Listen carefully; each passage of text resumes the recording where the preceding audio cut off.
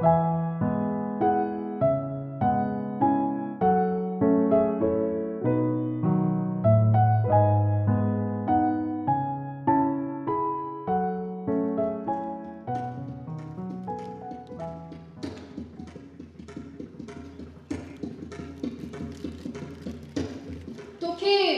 ये न करण खपंदो हो पोपटी।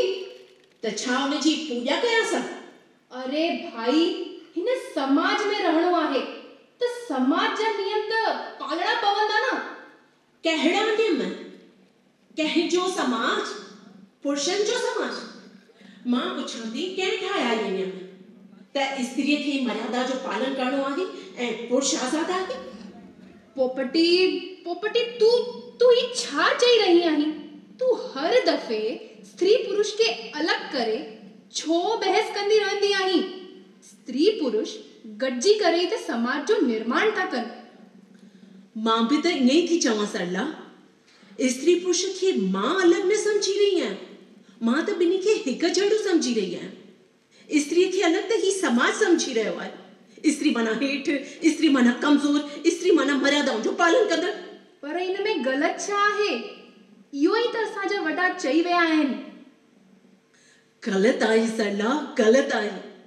मूं संस्कृत पढ़ी आहे, पुराण पढ़िया अथव, वेदनि जो अभ्यास कयो आहे। शास्त्रनि में किथे बि स्त्रीअ खे हेठि न ॾेखारियो वियो आहे। ज़ालुनि खे मथो ढकण लाइ किथे बि ज़िक्र कोन्हे। औरतुनि जी बेइज़ती करण जो हक़ पुरुष खे कंहिं न ॾिनो आहे। पर जीअं वक़्तु गुज़रंदो रहियो, तीअं मर्यादा ऐं तहज़ीब जे नाले ते स्त्रीअ खे वधीक हेठि किरायो वियो।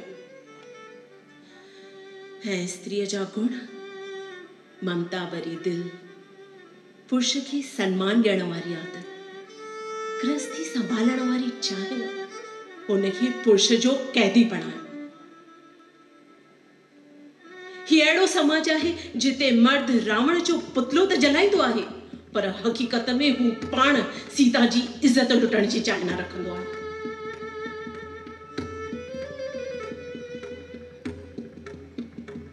ओहो, तोसां बहस करण अजायो आहे।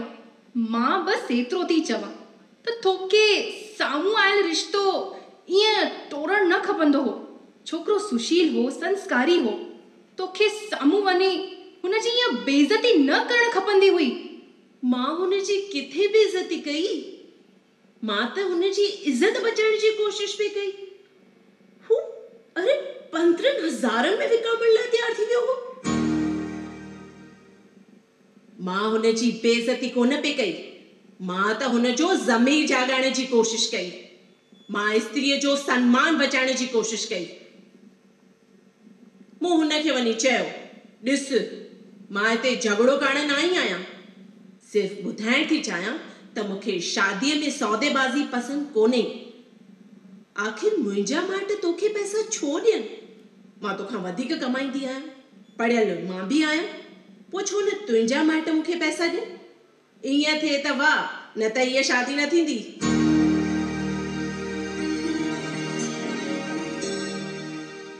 सरला, हिन समाज में धर्म ऐं शादी लफ़्ज़नि जो मज़ाक उॾायो वियो आहे।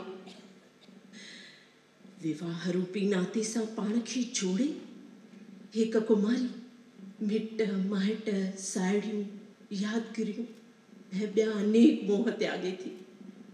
हूअ पंहिंजो नालो ऐं अस्ती पंहिंजे पतीअ जे नाले अस्ती में गुम करे थी। ऐं साम्हूं जे हुनखे प्यार ऐं इज़त मिलनि था त मां वरी बि शादीअ जे बंधन खे मान ॾियण लाइ तैयार थी सघां थी। पर औरत सां शादी करे मथस महिरबानी करण जो ठप्पो हणण वारे ख्याल खां ई मूंखे नफ़रत आहे।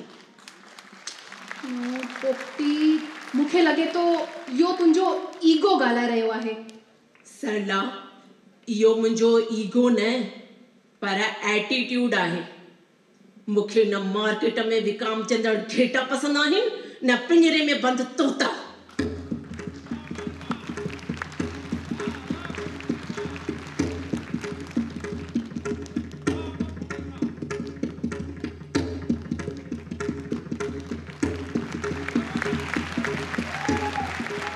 ॾिनो।